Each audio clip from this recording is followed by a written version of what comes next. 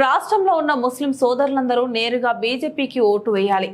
వేరే పార్టీల ముసుగులో ఉండి భారతీయ జనతా పార్టీకి సహకరించే ప్రాంతీయ పార్టీలకు వేసే కన్నా డైరెక్ట్ గా భారతీయ జనతా పార్టీకే ఓటు వేయడం ఉత్తమమని పిలుపునిచ్చారు ముస్లిం పర్సనల్ లా బోర్డు రాష్ట్ర అధ్యక్షులు అల్తఫ్ రాజా. ఈవీఎంతో ఎన్నికలు జరిగేంత వరకు భారతీయ జనతా పార్టీ కేంద్రంలో అధికారంలో ఉంటుందని మేధావి వర్గాలకు పార్టీలకు అనుమానం ఉన్నప్పుడు ఇంకా వేరే పార్టీలో ముసుగు ఎందుకు? రాష్ట్రంలో ఏ పార్టీ అధికారంలో వచ్చినా భారతీయ జనతా పార్టీతో సహజీవనం చేయాల్సిందే కదా. రాష్ట్ర భవిష్యత్తు అనే ఒక సాగు చూపించి బీజేపీతో దోస్తు మేరా దోస్త్ అని కొనసాగుతున్న తరుణంలో ముస్లిం మైనార్టీలు మాత్రం ముసుగులో ఉండి ప్రాంతీయ పార్టీలకు ఓటు వేసే కన్నా డైరెక్ట్ గా బీజేపీకి ఓటు వేయడంలో తప్పేంటని అన్నారు.